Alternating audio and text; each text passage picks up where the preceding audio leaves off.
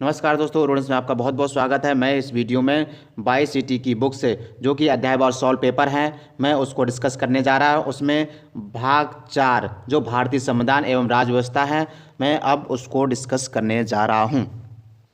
भाग फर्स्ट, भारत का संवैधानिक विकास एवं संविधान। 24 जनवरी 1950 को संविधान सभा के 284 सदस्यों ने हस्तलिखित संविधान पर हस्ताक्षर किए, जिसमें डैश डैश महिलाएं शामिल थीं। राइट ऑप्शन सी हो जाएगा, 15 महिलाएं शामिल थीं।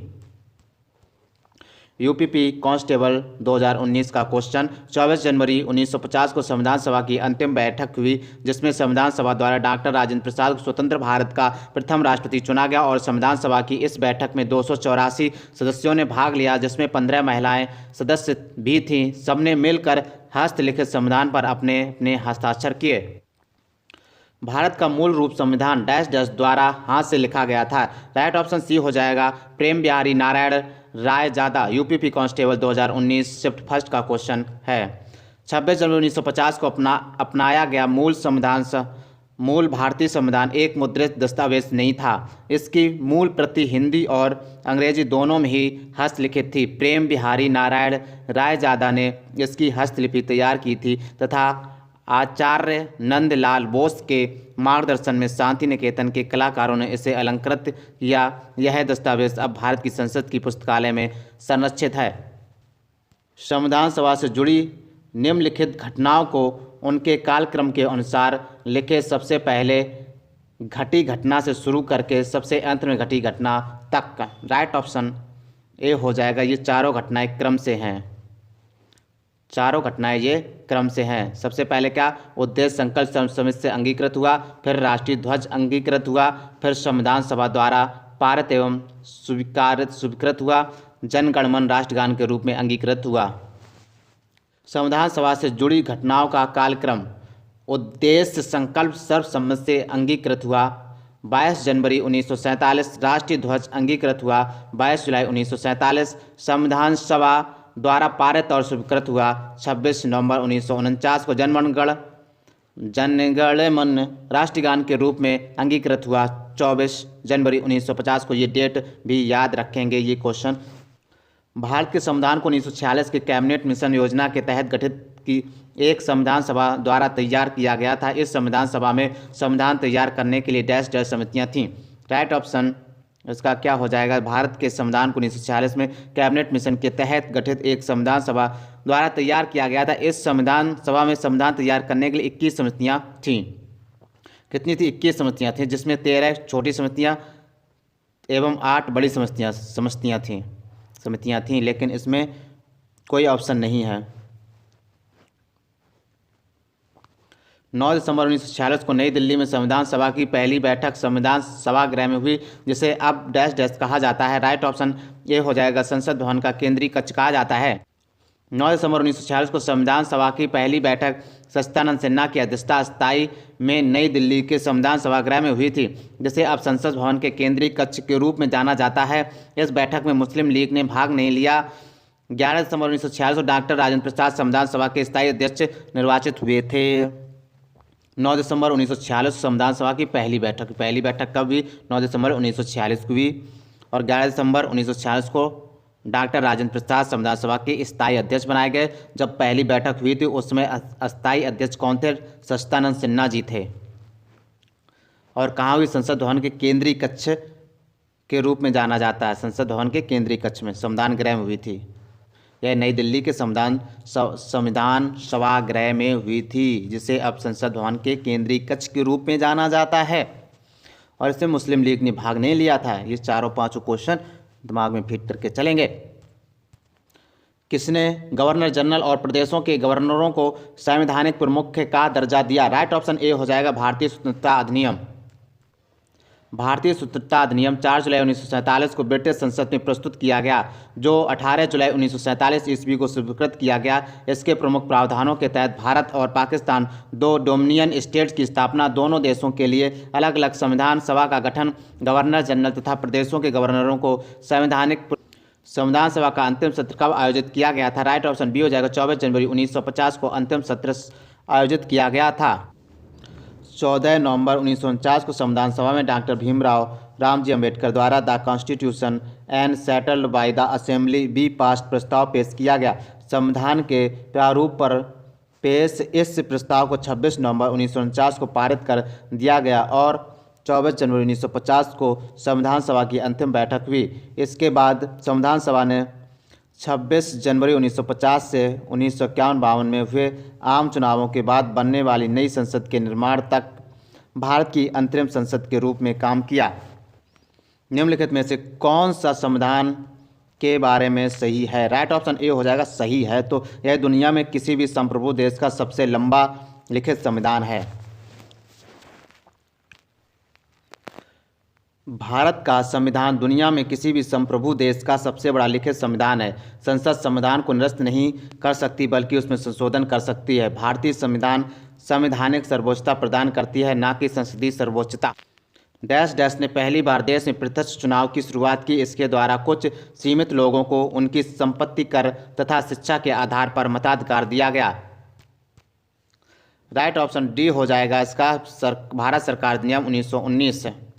भारत सरकार अधिनियम 1919 को मॉन्टेग चेम्सफोर्ड सुधार के नाम से भी जाना जाता है। इस अधिनियम के द्वारा देश में पहली बार प्रत्यक्ष चुनाव की शुरुआत हुई। इस अधिनियम के द्वारा कुछ सीमित लोगों को उनकी संपत्ति, कर या शिक्षा के आधार पर मताधिकार दिया गया।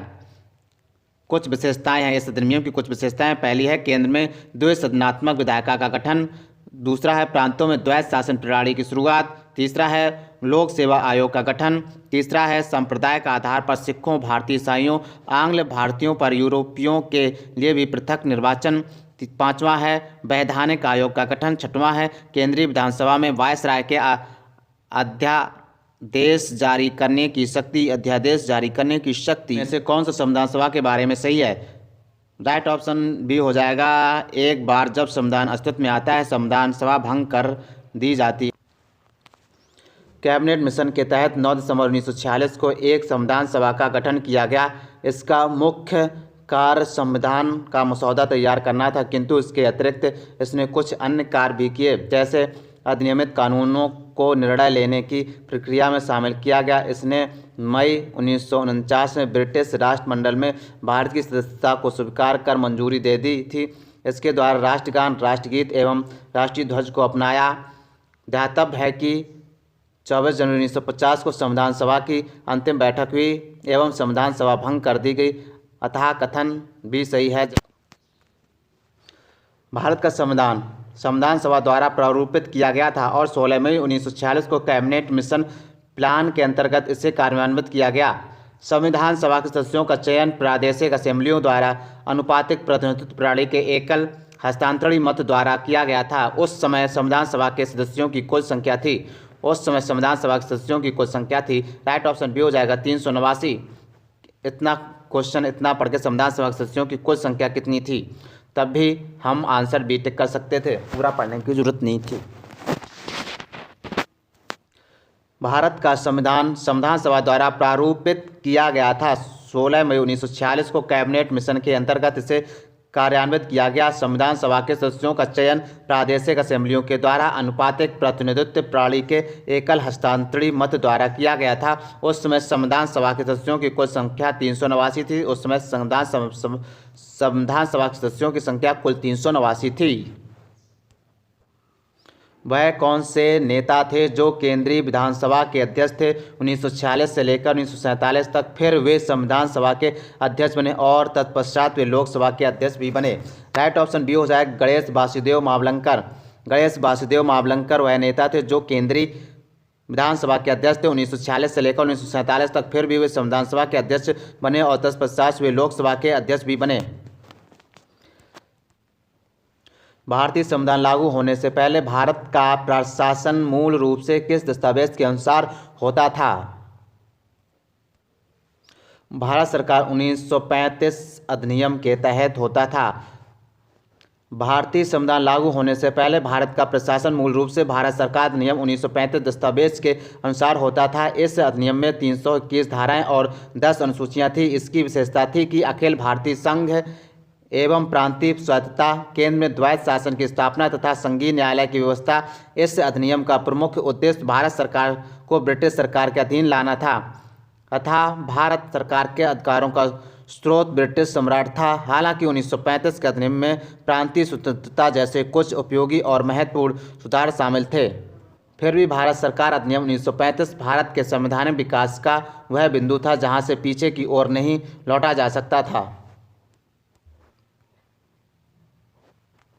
भारत के संविधान के कौन से भाग रूस से लिए गए हैं?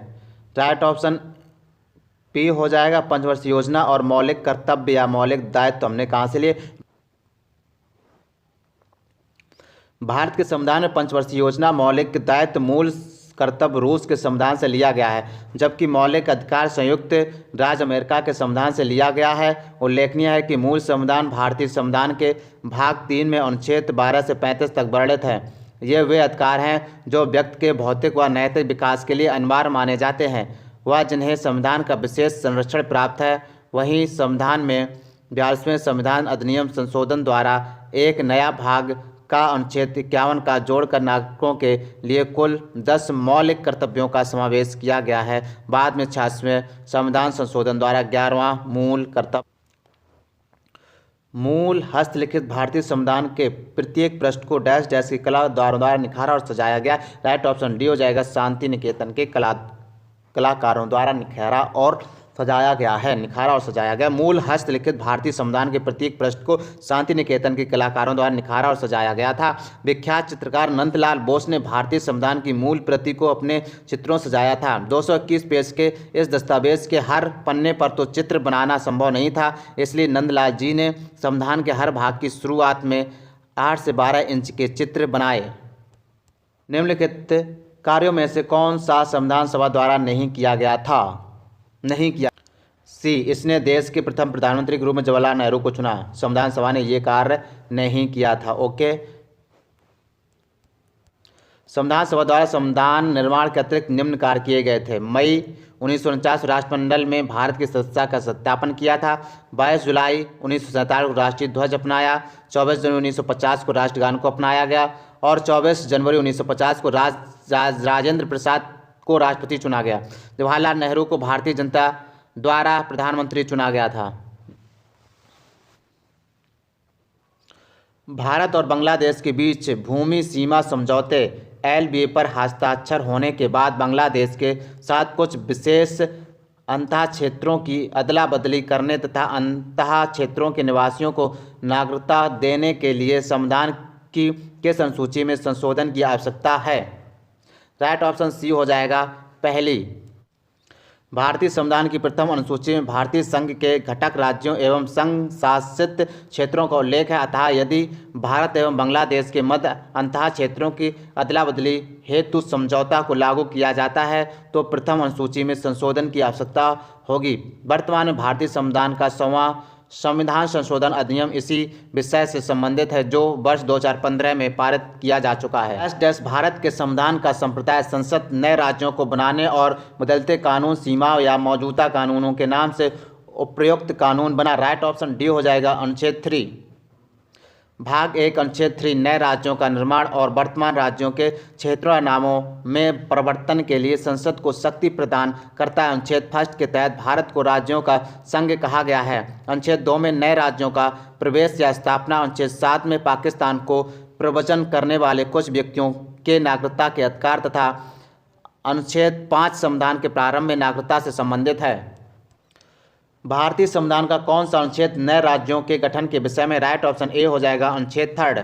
भारतीय संविधान का अनुच्छेद 3 के अनुसार संसद को नए राज्यों का निर्माण और वर्तमान राज्यों के क्षेत्रों, सीमाओं या नामों में परिवर्तन करने का अधिकार है। अनुच्छेद 12 में राज्य की परिभाषा। अनुच्छेद 22 के तहत कुछ दशाओं में गिरफ्तारी और निरोध से संरक्षण तथा अनुच्छेद 9 के तहत विदेशी राष्ट्र की नागरिकता स्वेच्छा से अर्जित करने वाले व्यक्तियों का नागरिक न होना या भारतीय नागरिकता समाप्त हो जाना जाना जाता है।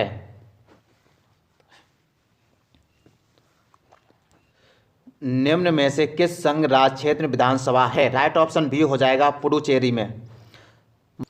भारतीय संविधान में इस समय कितनी अनुसूचियां हैं? राइट ऑप्शन सी हो जाएगा 12 अनुसूचियां हैं। भारतीय 26 जनवरी 1950 को संविधान को भारतीयों पर लागू किया। इसमें 395 अनुच्छेद 8 अनुसूचियां तब 22 भाग थे। कितने? 395 अनुच्छेद थे, 8 अनुसूचित 22 भाग थे। बाद में संविधान में 4 अनुसूचियों को बढ़ाया गया। वर्तमान में संविधान में 12 अनुसूचियाँ हैं। कितनी अनुसूचियाँ? 12 हैं। कौन सा राज्य भारतीय संविधान की 6ठी अनुसूची में उल्लिखित नहीं है? राइट ऑप्शन ए हो जाएगा नागालैंड। भारतीय संविधान में 22 भाग 395 अनुच्छेद तथा 12 अनुसूची वर्तमान में है। संविधान के अनुसूची 6 में पूर्वोत्तर के 4 जनजातीय क्षेत्रों असम, मेघालय, त्रिपुरा तथा मिजोरम के प्रशासन के संबंध में उपबंध हैं। नागालैंड का एक अनुसूची में उल्लेख नहीं है। संविधान की निम्नलिखित अनुसूचियों में से किसका सही मेल नहीं है? किसका सही मेल नहीं है? नहीं है। 8वीं अनुसूची में मान्यता प्राप्त भाषाओं की सूची निहित है, ये सही है। 9वीं अनुसूची में कुछ अधिनियमों और विनियमों के सत्यापन के प्रावधान निहित है, ये भी सही है। 12वीं अनुसूची में नगर पालिकाओं की शक्तियां, अधिकार और जिम्मेदारियां निहित है, ये भी सही है। इसमें तो ये सही नहीं है। 11वीं अनुसूची में अनुसूचित क्षेत्रों और अनुसूचित जनजातियों के प्रशासन और नियंत्रण के प्रावधान निहित है, ये गलत है। ये गलत है। ओके, तो राइट ऑप्शन मेरा ये हो जाएगा। यह अनुसूचित जाति और अनुसूचित जनजाति के प्रशासन और नियंत्रण के प्रावधान 5वीं अनुसूची में निहित है, जबकि 11वीं अनुसूची में 73वें संविधान संशोधन अधिनियम 1992 द्वारा पंचायती राज संस्थानों के कार्य करने के लिए 29 विषय प्रदान किए गए हैं। अन्य सभी कथन सही। राज्यसभा में भारत के प्रत्येक राज्य के लिए सीटों के आवंटन का भारत के संविधान की डैश डैश अनुसूची में उल्लेख किया गया है। राइट ऑप्शन इसका डी हो जाएगा। 4वीं अनुसूची में शामिल किया गया है। राज्यसभा में भारत के प्रत्येक राज्य के लिए सीटों के आवंटन का उल्लेख भारतीय संविधान की 4थी अनुसूची में है। 6वीं अनुसूची इसमें असम, मेघालय, त्रिपुरा और मिजोरम राज्यों के जनजातीय क्षेत्रों के प्रशासन और नियंत्रण के बारे में है। 5वीं अनुसूची इसमें विभिन्न अनुसूचित क्षेत्रों और अनुसूचित जनजातियों के क्षेत्रों के प्रशासन और नियंत्रण के बारे में है। 8वीं अनुसूची इसमें भारत के 22 भाषाओं का उल्लेख किया गया है। निम्नलिखित में से कौन सी भाषा संविधान की रचना के समय 8वीं अनुसूची में उल्लिखित थी? राइट ऑप्शन डी हो जाएगा कश्मीरी। भारतीय संविधान की रचना के समय 8वीं अनुसूची में कश्मीरी भाषा का उल्लेख किया गया था। 21वीं संविधान संशोधन अधिनियम 1967 में सिंधी तथा 92वां संशोधन अधिनियम 2003 में मैथिली, संथाली, डोगरी, बोडो को शामिल किया गया है तथा अतः कश्मीरी भाषा संविधान की रचना के समय 8वीं अनुसूची में उल्लेखित थी। राज्य और केंद्र शासित प्रदेश की सूची भारत के संविधान की डैश डैश अनुसूची में उल्लेखित है। राइट ऑप्शन डी हो जाएगी। पहली अनुसूची में उल्लेखित है। राज्य और केंद्र शासित प्रदेशों की सूची भारत के संविधान की पहली अनुसूची में उल्लेखित है। शपथ और अभिपुष्टि के रूपों का भारत के संविधान की डैश डैश अनुसूची में उल्लेखित किया गया है। 3री अनुसूची में उल्लेखित किया गया है। शपथ एवं अभिपुष्टि का वर्णन भारतीय संविधान की 3री अनुसूची में किया गया। इसमें संघ राज्यों के मंत्रियों, उच्चतम न्यायालय तथा उच्च न्यायालय के न्यायाधीशों, भारत के नियंत्रक, महालेखा परीक्षक, संसद के सदस्यों द्वारा लिए जाने वाले शपथ या प्रतिज्ञान का प्रारूप है। राष्ट्रपति अनुच्छेद 60, उपराष्ट्रपति अनुच्छेद 69 तथा राज्यपाल अनुच्छेद 159 के अनुरूप शपथ लेता है। जब संविधान को पहली बार अपनाया गया था तब इसमें कितने अनुच्छेद थे? राइट ऑप्शन ए हो जाएगा 395। जब संविधान पहली बार अपनाया गया तो उसमें 395 अनुच्छेद 8 अनुसूचियाँ थीं। वर्तमान अनुच्छेदों की संख्या 395 ही है, जबकि अनुसूचियाँ 12 हो गई हैं। किसके मार्गदर्शन में भारत के संविधान के मूल दस्तावेज में हस्तनिर्मित संविधान की गई थी? राइट ऑप्शन डी हो जाएगा नंदलाल बोस। नंदलाल बोस का जन्म दिसंबर 1882 में बिहार के मुंगेर नगर में हुआ। इन्होंने जवाहरलाल नेहरू के आग्रह पर भारतीय संविधान के मूल प्रति को अपने चित्रों से सजाया। इस संविधान के 22 भाग के चित्रों को बनाने में कुल 4 वर्ष लगे। संविधान के संदर्भ में निम्नलिखित में से कौन सा सही है? दोनों सही हैं। उनके पास केंद्रीय जांच ब्यूरो सीबीआई को तलाशी जबरदस्ती करने के लिए प्राकृत का अधिकार है। लोकपाल को भ्रष्टाचार के आरोप से जुड़े सरकारी नौकर के तबादले तथा निलंबन की सिफारिश करने का अधिकार है। केंद्रीय जांच ब्यूरो को तलाशी और जब्ती करने के लिए प्राकृत करने का अधिकार है और लोकपाल को भ्रष्टाचार के आरोप से जुड़े सरकारी नौकर के तबादले अथवा निलंबन की सिफारिश करने का अधिकार है। संविधान के अनुसार इनमें से कौन सी भारत की राष्ट्रीय भाषा है? राइट ऑप्शन ए हो जाएगा, भारत की कोई राष्ट्रीय भाषा नहीं है। भारत की कोई राष्ट्रीय भाषा नहीं है।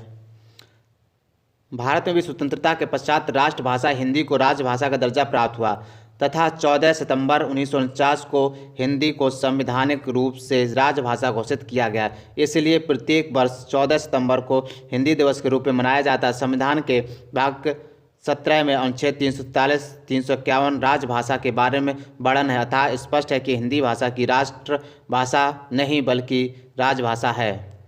यूनाइटेड किंगडम की संसद के कौन से अधिनियम के बारे में कहा जाता है कि वो भारत में उदार, तानाशाही और जिम्मेदार सरकार की उत्पत्ति के अंत को दर्शाता है? राइट ऑप्शन सी हो जाएगा, भारत सरकार अधिनियम 1919। संसद के भारत सरकार अधिनियम 1919 के बारे में कहा जाता है कि भारत में उदार, तानाशाही और जिम्मेदार सरकार की उत्पत्ति के अंत को दर्शाता है। भारत सरकार अधिनियम 1919, जिसे मॉन्टेग चेम्सफोर्ड सुधार भी कहा जाता है, इस अधिनियम में सर्वप्रथम उत्तरदायी शासन शब्द का स्पष्ट प्रयोग किया गया था। इस अधिनियम के द्वारा केंद्र में द्विसदनात्मक विधायिका स्थापित की गई।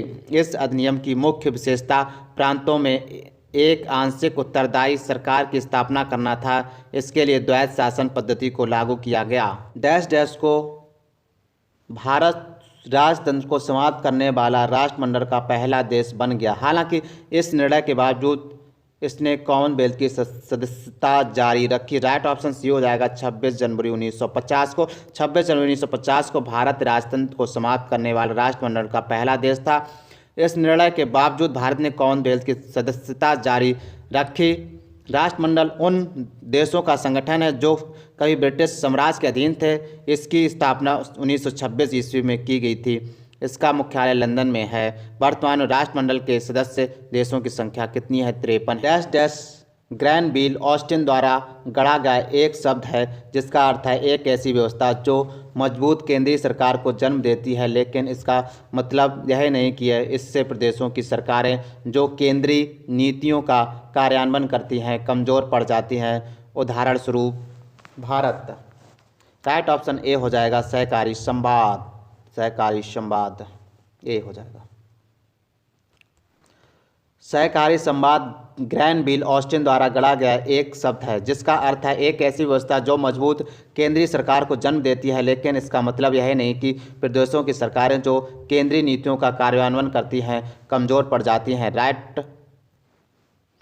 भारत के संविधान की मूल हस्तलिखित कॉपी कहाँ रखी गई है? कहाँ रखी गई है? भारत की हस्तलिखित कॉपी संसद की लाइब्रेरी में आपको देखने को मिल जाएगी। भारतीय संविधान की 2 प्रतियां हाथ से लिखी हुई हैं, एक प्रति अंग्रेजी में और एक हिंदी में। दोनों हस्तलिखित प्रतियों पर असेंबली के करीब 308 सदस्यों ने 24 जनवरी 1950 को हस्ताक्षर किया। भारतीय संविधान की हस्तलिखित दोनों मूल प्रतियों को संसद भवन के पुस्तकालय में हीलियम से भरे कांच से सुरक्षित रखा गया है। डैश डैश ने पहली बार विधायिका में द्विसदनीय व्यवस्था लागू की थी। राइट ऑप्शन ए हो जाए, भारत सरकार अधिनियम 1919 का भारत सरकार अधिनियम, जिसे मॉन्टेग चेम्सफोर्ड सुधार भी कहा जाता है, के प्रमुख प्रावधान सांप्रदायिक निर्वाचन प्रणाली का विस्तार कर सिखों, यूरोपियन ईसाइयों तक कर दिया गया। प्रांतों में द्वैध शासन प्रणाली लागू किया गया, अर्थात प्रांतीय विषयों को आरक्षित तथा हस्तांतरित विषयों में बांटा गया। आरक्षित विषय गवर्नर के पार्षदों एवं हस्तांतरित विषय निर्वाचित सदस्यों के पास था। केंद्र में द्विसदनात्मक व्यवस्था की गई, उच्च सदन जिसे राज्य परिषद कहा गया तथा निम्न सदन जिसे विधानसभा कहा गया। इस अधिनियम के द्वारा प्रत्यक्ष चुनाव प्रणाली अपनाई गई तथा महिलाओं को भी अधिकार दिया गया। डैश डैश को वृषभ चक्र और अश्वयुक्त सारनाथ का सिंह चतुर्मुख स्तंभ शीर्ष राष्ट्रीय प्रतीक के रूप में भारत सरकार द्वारा अंगीकृत हुआ। राइट ऑप्शन सी हो जाएगा, 26 जनवरी 1950। 26 जनवरी 1950 को वृषभ चक्र और अश्वयुक्त सारनाथ का सिंह चतुर्मुख स्तंभ शीर्ष राष्ट्रीय प्रतीक के रूप में भारत सरकार द्वारा स्वीकार किया गया। भारत के संविधान का अनुच्छेद 66 किससे संबंधित है? इसका जरा कमेंट में ऑप्शन बताइए, आंसर बताइए। यूपीवी कांस्टिट्यूशन 2018 का क्वेश्चन है, बताइए। भारतीय संविधान का अनुच्छेद 66 भारत के उपराष्ट्रपति के निर्वाचन चुनाव से संबंधित है। भारत का उपराष्ट्रपति संसद के उच्च सदन राज्यसभा का पदेन सभापति होता है। उपराष्ट्रपति राज्यसभा का सदस्य नहीं होता, अतः इसे मतदान का अधिकार नहीं होता, किंतु सभापति के रूप में निर्णायक मत देने का अधिकार उसे प्राप्त है। भारत के प्रथम उपराष्ट्रपति डॉक्टर एस राधाकृष्णन थे। वर्तमान में भारत के उपराष्ट्रपति कौन है? वेंकैया नायडू है? नहीं है। इसमें भारत के उपराष्ट्रपति कौन है? वेंकैया नायडू वर्तमान में हैं, जो उनसे पहले थे। अब बताइए कौन है? कौन है? उनका लास्ट में नाम धनखड़ जी है। पहले क्या नाम है वो बताइए। भारतीय संविधान की डैश डैश भारतीय गणराज्य की आधिकारिक भाषाओं की सूची प्रदान करती है। राइट ऑप्शन डी हो जाएगा 8वीं अनुसूची। यूपी कांस्टेबल 2018 शिफ्ट सेकंड का क्वेश्चन है, 8वीं अनुसूची। इसमें भारत की 22 भाषाओं का उल्लेख किया गया है। मूल रूप से 8वीं अनुसूची में 14 भाषाएं, 1967 में सिंधी, 1992 में कोंकणी, मणिपुरी तथा नेपाली व 2003 में मैथिली, संथाली, डोंगरी, बोडो को 8वीं सूची में शामिल किया गया था। ठीक है, 8वीं सूची के बारे में इतना याद करके चलेंगे हम। 12वीं सूची में क्या है? यह सूची 74वें संविधान संशोधन 1992 के द्वारा जोड़ी गई थी। ठीक है, 1/6/1993 से प्रभावी इसमें शहरी क्षेत्र की स्थानीय संस्थाओं को कार्य करने के लिए 18 विषय प्रदान किए गए जी। यह अनुसूची 73वें संविधान संशोधन 1992 द्वारा जोड़ी गई। 24/93 से प्रभावी इसमें पंचायती राज संस्थाओं को कार्य करने के लिए 29 विषय प्रदान किए गए हैं। चतुर्थ अनुसूची इसमें विभिन्न राज्यों तथा संघीय क्षेत्रों के राज्यसभा में प्रतिनिधित्व का विवरण दिया गया है। भारतीय संविधान में कानून बनाने की निर्धारित प्रक्रिया काफ़ी हद तक डैश डैश के संविधान द्वारा प्रभावित है। राइट ऑप्शन सी हो जाएगा जापान। भारतीय संविधान में कानून बनाने की निर्धारित प्रक्रिया काफ़ी हद तक जापान के संविधान द्वारा प्रभावित है। विधि द्वारा स्थापित प्रक्रिया जापान के संविधान से ली गई है। आयरलैंड के संविधान से राज्यसभा के 22 सदस्यों का मनोनयन तथा दक्षिण अफ्रीका के संविधान से संविधान संशोधन की प्रक्रिया दक्षिण अफ्रीका से लिए संविधान संशोधन प्रक्रिया को शामिल किया गया है। आपातकालीन उपबंध जर्मनी के आपातकाल जर्मनी में ज़्यादा लगता है, तो इसीलिए वहीं से आपातकाल जर्मनी के संविधान से लिए गए हैं। अमेरिका के संविधान से मूल अधिकार, न्यायपालिका की स्वतंत्रता, न्यायिक पुनरीक्षण या पुनर्वलोकन का सिद्धांत, सर्वोच्च न्यायालय और उच्च न्यायालयों के न्यायाधीशों को पद से हटाया जाना और राष्ट्रपति पर महाभियुक्त उपराष्ट्रपति के पद को शामिल किया गया है। अमेरिका के संविधान से क्या क्या लिया गया ये देखिए। अमेरिका के मूल अधिकार लिए गए, न्यायपालिका की स्वतंत्रता ली गई है, न्याय पुनरीक्षण या पुनर्विलोकन का सिद्धांत लिया गया है, सर्वोच्च न्यायालय और उच्च न्यायालय के न्यायाधीशों को पद से हटाया जाना और राष्ट्रपति पर महाभियोग तथा उपराष्ट्रपति को पद को शामिल किया गया। ये अमेरिका के संविधान से लिया गया। डायरेक्ट लिया नहीं गया, जो हमने दूसरे संविधान से लिया उस पर संविधान सभा में बहुत ज़्यादा चर्चा हुई है। चर्चा होने के बाद कुछ संशोधन करके हमने उसे जो सही है उसे हमने अपने संविधान की संविधान सभा की संघ शक्ति समिति के अध्यक्ष कौन थे? राइट ऑप्शन डी हो जाएगा जवाहरलाल नेहरू जी थे। कैबिनेट मिशन की संस्तुतियों के आधार पर भारतीय संविधान का निर्माण करने वाली भारत संविधान सभा का गठन जुलाई 1946 में किया गया। इसने अपना कार्य 9 दिसंबर 1946 से प्रारंभ किया। 22 जनवरी 1947 को उद्देश्य प्रस्ताव की स्वीकृति के बाद संविधान सभा ने संविधान निर्माण हेतु अनेक समितियां नियुक्त की। इनमें प्रमुख थी वार्ता समिति, संघ संविधान समिति, प्रांतीय संविधान समिति, संघ शक्ति समिति, प्रारूप समिति, जिसमें संघ शक्ति समिति के अध्यक्ष पंडित जवाहरलाल नेहरू थे। डॉक्टर राजेंद्र प्रसाद वार्ता समिति, सरदार वल्लभ पटेल प्रांतीय समिति, जेबी कृपलानी के संविधान के मूल दस्तावेज को डैश डैश द्वारा हाथ से लिखा गया था। राइट ऑप्शन सी हो जाएगा प्रेम बिहारी नारायण रायजादा। भारतीय संविधान हाथ से अंग्रेजी और हिंदी भाषा में लिखा गया था। इसकी वास्तविक प्रति प्रेम बिहारी नारायण रायजादा ने लिखी थी। इसे इटैलिक स्टाइल में खूबसूरती से लिखा गया था और हर पेज को शांति निकेतन की कलाकारों ने खूबसूरती से सजाया। भारत के संविधान में कुल कितने भाग हैं? राइट ऑप्शन डी हो जाएगा 22 भाग हैं। भारत का संविधान 26 नवंबर 1949 को संविधान सभा द्वारा पारित किया गया तथा इसमें कुल 22 भाग, 395 अनुच्छेद तथा 8 अनुसूचियाँ थी। वर्तमान में अनुसूचियों की संख्या बढ़कर 12 हो गई है। भारत एक है, क्या है? धर्मनिरपेक्ष राष्ट्र है। भारत एक धर्मनिरपेक्ष पंथ निरपेक्ष राष्ट्र है। पंथ निरपेक्ष का अर्थ है कि सरकार किसी भी धर्म को राजधर्म की मान्यता या संरक्षण प्रदान नहीं करेगी, वह सभी धर्मों के साथ समान व्यवहार करेगी।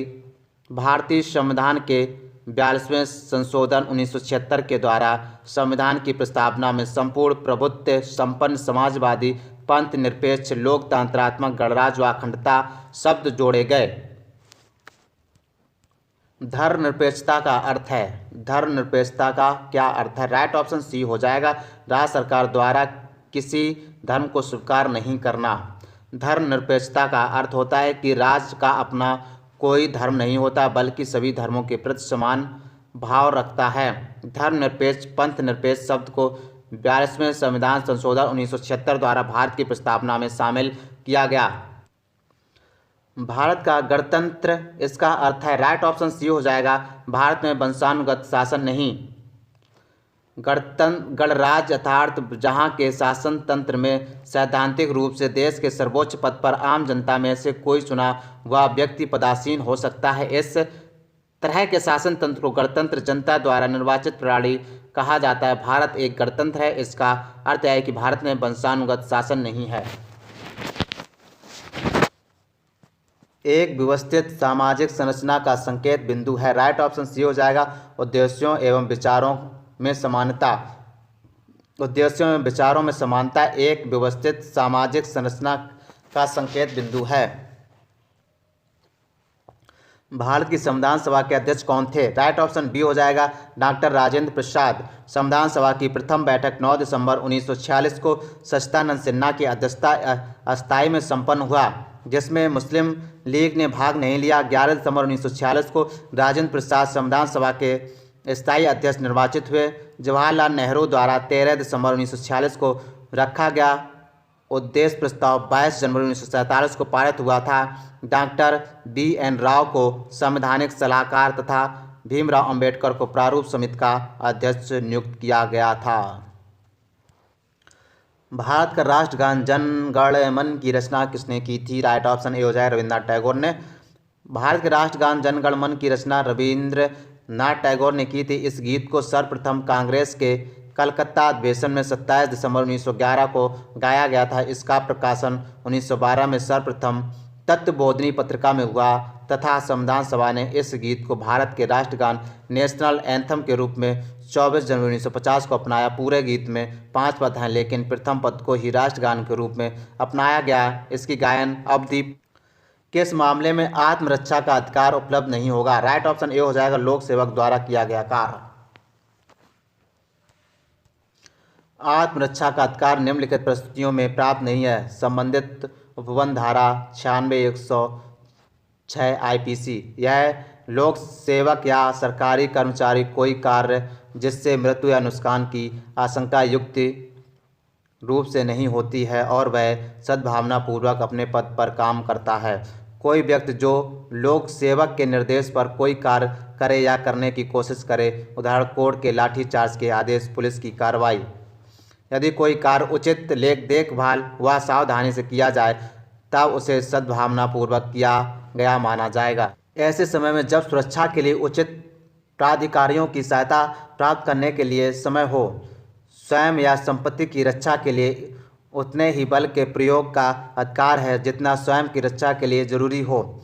किसी विकृत चित्त व्यक्ति, अपरिपक्व समझ के शिशु, पागल व्यक्ति, शराबी के खिलाफ आत्मरक्षा का अधिकार है।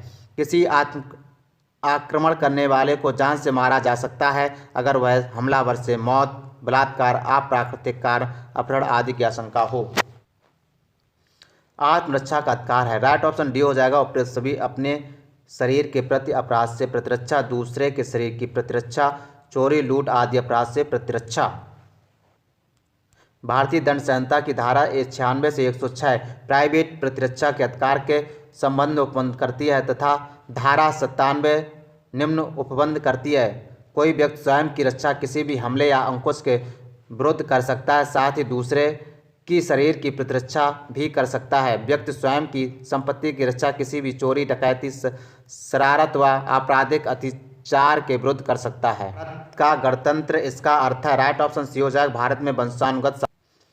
किसी भी गणतंत्र में राज्य प्रमुख हमेशा प्रत्यक्ष अथवा अप्रत्यक्ष रूप से जनता द्वारा एक निश्चित समय के लिए चुनकर आता है। भारत एक गणतंत्र है, इसका अर्थ है कि भारत में वंशानुगत शासन नहीं है, क्योंकि भारत का प्रमुख अर्थात राष्ट्रपति चुनाव के जरिए चुनकर आता है। इसका चुनाव 5 वर्ष के लिए अप्रत्यक्ष प्रणाली। भारत का संविधान लागू होने के समय इनमें से कितने अनुच्छेद व अनुसूचियाँ थीं?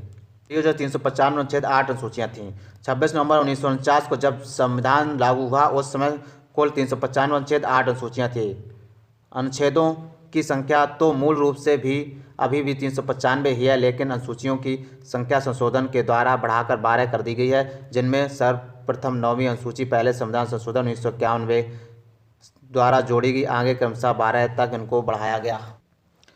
भारतीय संविधान का निर्माण किस भाषा द्वारा किया गया था? राइट ऑप्शन बी हो जाएगा, संविधान सभा के द्वारा किया। भारतीय संविधान का निर्माण कैबिनेट योजना के आधार पर प्रांतीय विधानसभाओं के सदस्यों द्वारा अप्रत्यक्ष निर्वाचन प्रणाली से गठित संविधान सभा द्वारा किया गया था, जिसके स्थायी अध्यक्ष डॉक्टर राजेंद्र प्रसाद थे तथा इसकी पहली बैठक 9 दिसंबर 1946 को हुई तथा इसमें सदस्यों की संख्या 389 थी, जिसमें कुल 15। भारतीय संविधान को किस दिन अंगीकृत अनियमित और आत्मप्रत किया गया? राइट ऑप्शन इसका बी हो जाएगा, मिति मार्गशीर्ष शुक्ल 7वीं संवत 2006 विक्रमी। जैसा कि भारतीय संविधान द्वारा 26 नवंबर 1949 को अंगीकृत अधिनियमित आत्मप्रत किया गया और उस दिन विक्रमी संवत के अनुसार मार्गशीर्ष शुक्ल पक्ष की 7वीं 2000। भारत का गणतंत्र के रूप में जन्म कब हुआ? राइट ऑप्शन इसका ए हो जाएगा, 26 जनवरी 1950 को हुआ। 26 भारतीय संविधान वैसे तो 26 नवंबर 1950 को ही बनकर तैयार हो गया था, लेकिन इसे पूरी तरीके से लागू 26 जनवरी 1950 को किया गया था। तब जाकर भारत एक गणतंत्र के रूप में प्रादुर्भाव हुआ। 26 जनवरी 1950 को भारतीय संविधान की प्रवर्तन तिथि माना जाता है। विधानसभा में किस देशी रियासत के प्रतिनिधि ने भाग नहीं लिया था? राइट ऑप्शन बी हो जाएगा, हैदराबाद। संविधान निर्माण प्रक्रिया के दौरान एकमात्र रियासत जिसने इसमें भाग नहीं लिया था वह थी हैदराबाद। अन्य सभी रियासतों ने अपने प्रतिनिधि संविधान सभा भेजे थे। हैदराबाद को बाद में ऑपरेशन पोलो के तहत भारत संघ में शामिल किया गया। संविधान के किस अनुच्छेद में अनुसूचित जाति के जनजाति हेतु राष्ट्रीय आयोग का प्रावधान है? राइट ऑप्शन सी हो जाएगा, 338। अनुच्छेद 338 में राष्ट्रीय अनुसूचित जाति आयोग का प्रावधान किया गया है, जिसमें एक अध्यक्ष सहित कुल 5 सदस्य होंगे, जबकि राष्ट्रीय अनुसूचित जनजाति आयोग 89वें संविधान संशोधन अधिनियम 2003 द्वारा एक नया अनुच्छेद 338 का द्वारा जोड़ा गया। ये भी 5 सदस्यीय आयोग होगा, जिसमें अध्यक्ष, उपाध्यक्ष, 3 अन्य सदस्य होते हैं, जिनकी नियुक्ति राष्ट्रपति करता है। निम्नलिखित में से किस क्षेत्र में 1813 के चार्टर एक्ट में भारत में अंग्रेजी नीति में मौलिक परिवर्तन लाया? राइट ऑप्शन इसका बी हो जाएगा, शिक्षा। 1813 के चार्टर एक्ट से भारत में अंग्रेजी नीति से शिक्षा के क्षेत्र में मौलिक परिवर्तन आया, जिसमें भारतीयों के शिक्षा के लिए सरकार का प्रतिवर्ष 1 लाख रुपए खर्च करने का निर्देश दिया गया तथा इसके अलावा ईसाई मिशनरियों को भारत में धर्म प्रचार की अनुमति दी गई थी। संविधान का सेकंड भाग उद्देश्य का निम्नलिखित में से कौन सी वस्तुपरक संकल्प में अभिव्यक्त मौलिक प्रतिबद्धताओं की वह सूची है जिसे हमारे संविधान में स्थान दिया गया है? राइट ऑप्शन डी हो जाएगा, समानता, स्वतंत्रता और भ्रातृत्व, लोकतंत्र और संप्रभुता। भारतीय संविधान की रचना के समय उसके रचयिताओं का उद्देश्य ही संविधान में प्रस्तावना या उद्देशिका नाम से वर्णित है। मूल उद्देशिका में भारत को संपूर्ण प्रभुत्व संपन्न लोकतंत्रात्मक गणराज्य बनाने का संकल्प लिया गया था। 42वें संविधान संशोधन अधिनियम 1976 द्वारा उद्देशिका में समाजवादी, पंथ निरपेक्ष और अखंडता शब्द जोड़ा गया। उद्देशिका में प्रतिष्ठा और अवसर की समता प्राप्त कराने तथा बंधुता बढ़ाने पर भी बल दिया गया है। किस संशोधन द्वारा प्रस्तावना में संशोधन किया और भारत के विवरण को सार्वभौम लोकतांत्रिक गणराज्य से सार्वभौम समाजवादी धर्मनिरपेक्ष लोकतांत्रिक गणराज्य में बदल दिया? 42वां संविधान संशोधन। भारतीय संविधान की प्रस्तावना को मूल रूप से 26 नवंबर 1949 ईस्वी को अंगीकृत, अधिनियमित और आत्म अर्पित किया गया। संविधान की प्रस्तावना में पहले सार्वभौमिक लोकतांत्रिक गणराज्य शब्द का प्रयोग किया जाता था। 42वें संविधान संशोधन अधिनियम 1976 के द्वारा इन शब्दों को हटाकर इनके स्थान पर संपूर्ण प्रभुत्व संपन्न समाजवादी पंथ निरपेक्ष लोकतंत्रात्मक गणराज्य शब्द का प्रयोग किया गया है। किस वर्ष में शब्द समाजवाद, धर्मनिरपेक्षता, एकता और अखंडता संविधान की प्रस्तावना में शामिल किए गए थे? राइट ऑप्शन सी हो जाएगा, 1976। 42वें संविधान संशोधन अधिनियम 1976 द्वारा समाजवादी, धर्मनिरपेक्ष, एकता और अखंडता संविधान की प्रस्तावना में शामिल किए गए थे। उद्देशिका में केवल एक बार संशोधन किया गया है। प्रस्तावना को संविधान में कोई विधिक महत्व नहीं प्रदान किया गया था, किंतु केशवानंद भारती बनाम केरल राज्य AIR 1973 के मामले में उच्चतम न्यायालय ने यह अभी निर्धारित किया कि प्रस्तावना संविधान का एक भाग है। 42वें संविधान संशोधन अधिनियम द्वारा संविधान के भाग 4 के पश्चात एक नया अध्याय भाग 4A जोड़ा गया, जिसमें मूल कर्तव्यों का उल्लेख किया गया। निम्न में से किसे संविधान की कुंजी की संज्ञा दी गई है? राइट ऑप्शन सी हो जाएगा उद्देशिका। भारतीय संविधान की उद्देशिका या प्रस्तावना को संविधान की कुंजी कहा जाता है। पंडित जवाहरलाल नेहरू ने 13 दिसंबर 1946 को संविधान सभा के समक्ष उद्देश्य प्रस्ताव पेश किया। इसे ही संविधान की उद्देशिका में शामिल कर लिया गया। प्रस्तावना संविधान के आदर्शों, लक्ष्यों एवं उद्देश्यों का वर्णन करती है। प्रस्तावना में हम भारत के लोग भारत को एक संपूर्ण, प्रभुत्व संपन्न और समाजवादी, पंथनिरपेक्ष और लोकतंत्रात्मक गणराज्य बनाने के लिए तथा उसके समस्त नागरिकों को सामाजिक, आर्थिक और राजनीतिक न्याय, विचार, अभिव्यक्ति, विश्वास, धर्म और उपासना की स्वतंत्रता, प्रतिष्ठा और अवसर की समता प्राप्त करने के लिए तथा उन सब में व्यक्ति की गरिमा और राष्ट्र की गरिमा और राष्ट्र की एकता और अखंडता सुनिश्चित करने वाली बंधुता बढ़ाने के लिए दृढ़ संकल्प होकर अपनी इस संविधान सभा में आज तारीख 26 नवंबर 1949 को एतत् द्वारा इस संविधान को अंगीकृत, अधिनियमित और आत्म अर्पित करते हैं। सर्वोच्च न्यायालय ने 1973 में केशवानंद भारती वाद में प्रस्तावना को भारतीय संविधान का अभिन्न अंग स्वीकार किया। 1976 में 42वें संविधान संशोधन के माध्यम से समाजवादी, पंथनिरपेक्ष एवं राष्ट्र की अखंडता शब्द जोड़े गए। इनरी बेरुबारी के बाद में धारित किया गया कि उद्देशिका संविधान निर्माताओं के विचारों को जानने की कुंजी है। निम्नलिखित में से महिलाओं की सुरक्षा या कल्याण से संबंधित कौन सा अधिनियम पिछले 2 वर्षों में पारित किया गया है? राइट ऑप्शन सी हो जाएगा कार्यस्थल पर महिलाओं का लैंगिक उत्पीड़न निवारक प्रतिषेध एवं प्रतितोष अधिनियम। महिलाओं की सुरक्षा या कल्याण से संबंधित कार्यस्थल पर महिलाओं का लैंगिक उत्पीड़न निवारण प्रतिषेध एवं प्रतितोष अधिनियम 2012 में पारित किया गया तथा यह अधिनियम 9 दिसंबर 2013 में लागू हुआ। निम्न में से कौन भारत को एक धर्मनिरपेक्ष राज्य बनाता है? राइट ऑप्शन डी हो जाएगा संविधान की प्रस्तावना। 42वें संविधान 1976 के द्वारा प्रस्तावना में समाजवादी, पंथनिरपेक्ष और राष्ट्र की अखंडता को जोड़ा गया, इसलिए प्रस्तावना भारत को एक धर्मनिरपेक्ष या पंथनिरपेक्ष राज्य बना। भारतीय संविधान की प्रस्तावना में समाजवाद शब्द किस संशोधन के अंतर्गत जोड़ा गया? राइट ऑप्शन बी हो जाएगा 42वां संविधान संशोधन। 42वां संविधान संशोधन अधिनियम 1976 द्वारा संविधान की प्रस्तावना में समाजवादी, पंथनिरपेक्ष तथा लोकतंत्रात्मक के गणराज्य शब्द जोड़ा गया। समाजवाद शब्द अपने सभी नागरिकों के लिए सामाजिक और आर्थिक समानता सुनिश्चित करता है। भारतीय संविधान का भाग 3 नागरिकता, जो कि हम YCT की बुक से डिस्कस कर रहे हैं, किसी व्यक्ति को भारत के एक नागरिक के रूप में समानता प्रदान करना भारत के संविधान के डैश डैश के अधीन है। राइट ऑप्शन सी हो जाएगा अनुच्छेद 5 से 7।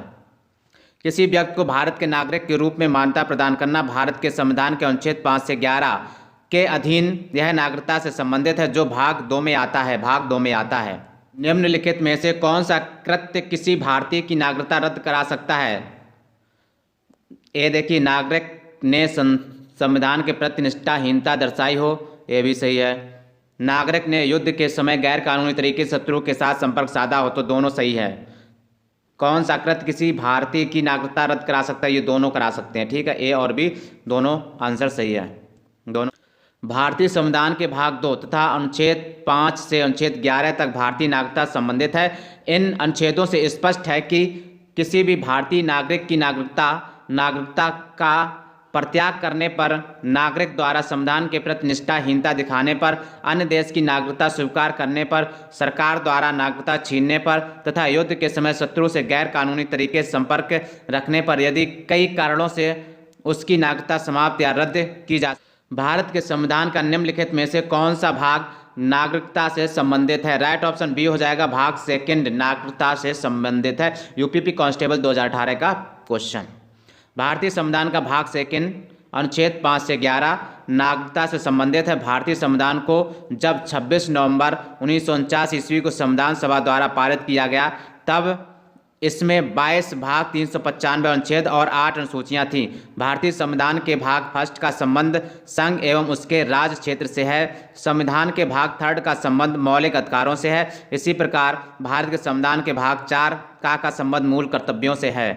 भारत के सर्वोच्च न्यायालय के मुख्य न्यायाधीश हैं। राइट ऑप्शन बी हो जाएगा पी सदाशिवम। कब के हैं ये? 2013 में जब क्वेश्चन पूछा गया तब का है, तब का है। ये करंट का क्वेश्चन आया था। ओके जी, तब का है ये करंट में। भारत की नागरिकता निम्नलिखित में से किसके द्वारा प्राप्त की जा सकती है? राइट ऑप्शन डी हो जाएगा वंशानुक्रम से।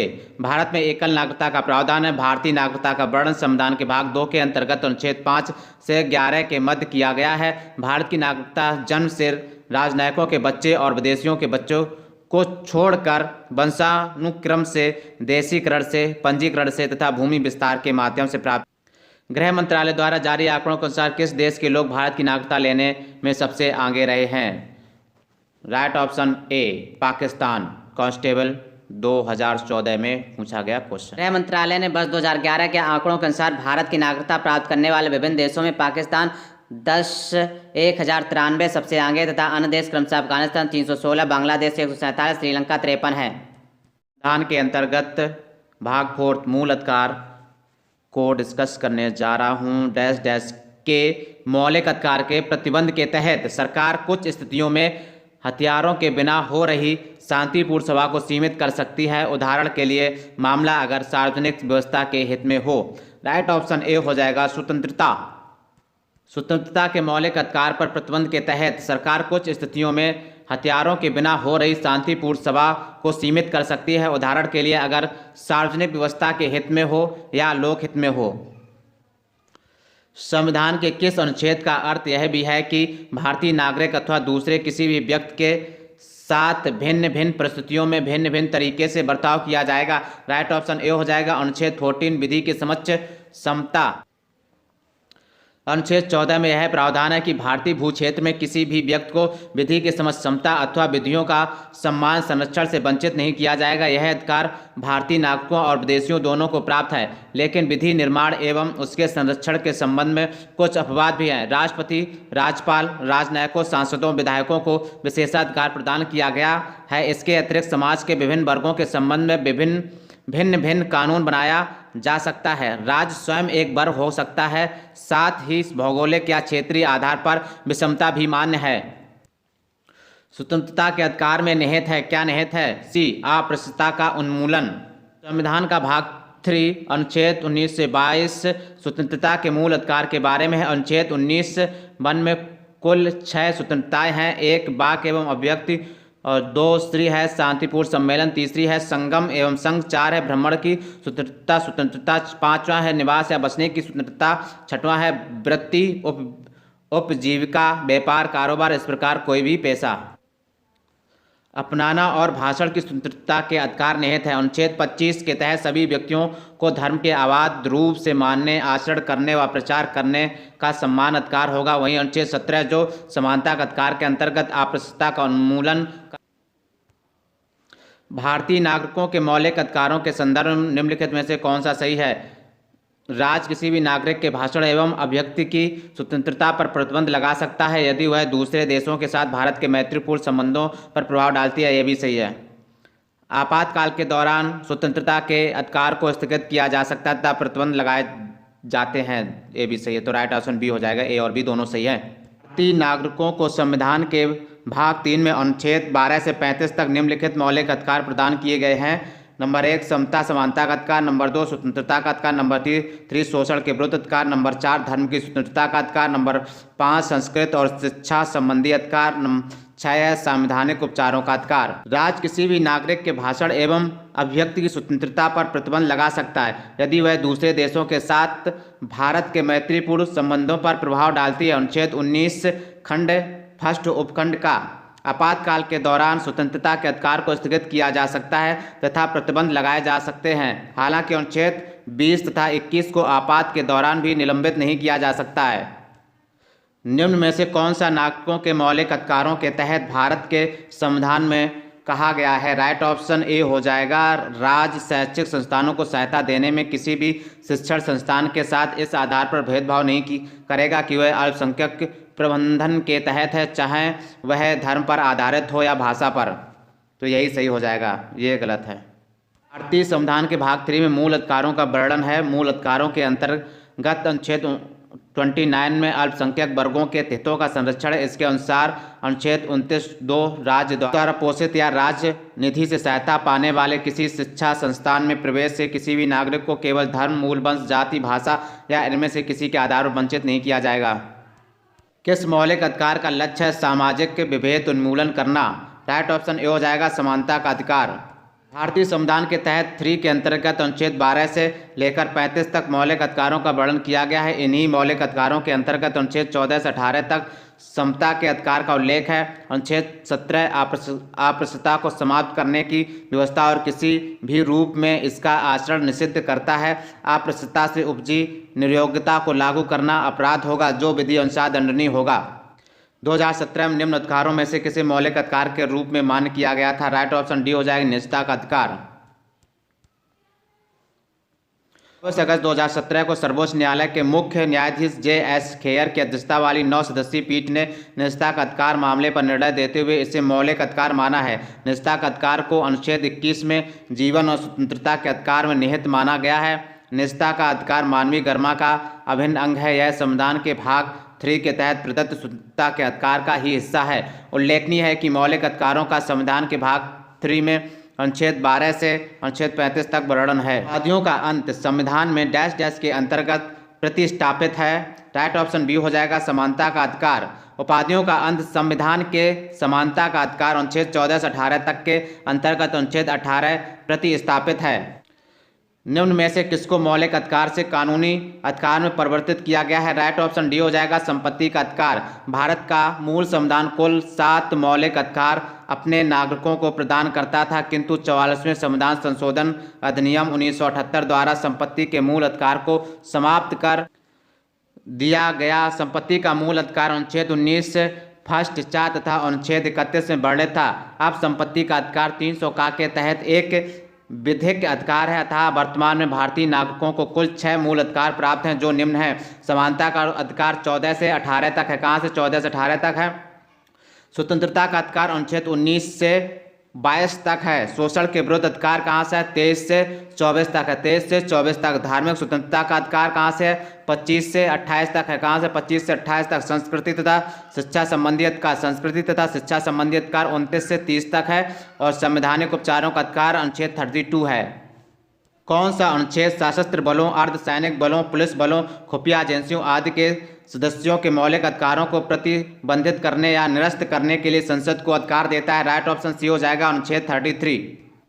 भारतीय संविधान का अनुच्छेद 33 सशस्त्र बलों, अर्धसैनिक बलों, पुलिस बलों, खुफिया एजेंसियों आदि के सदस्यों के मौलिक अधिकारों को प्रतिबंधित करने या निरस्त करने के लिए संसद को अधिकार देता है। अनुच्छेद 33 के अंतर्गत केवल संसद को विधि बनाने की शक्ति दी गई है, राज्य विधानमंडलों को नहीं।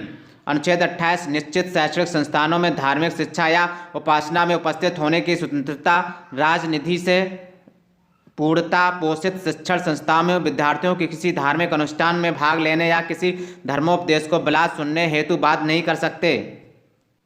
अनुच्छेद 30 शिक्षा संस्थाओं की स्थापना और प्रशासन करने का अल्पसंख्यक वर्गों का अधिकार। कोई भी अल्पसंख्यक वर्ग अपनी पसंद का शैक्षणिक संस्था चला सकता है और सरकार उसे अनुदान देने में किसी भी तरह का भेदभाव नहीं करेगी। अनुच्छेद 32 संवैधानिक उपचारों का अधिकार एक अत्यंत महत्वपूर्ण मूलाधिकार है। डॉक्टर भीमराव अंबेडकर ने इसे भारतीय संविधान का हृदय और आत्मा कहा। इस अधिकार के अंतर्गत जब किसी व्यक्ति को मूलाधिकार का उल्लंघन होता है तब वह उपचार के लिए उच्चतम न्यायालय की शरण में जा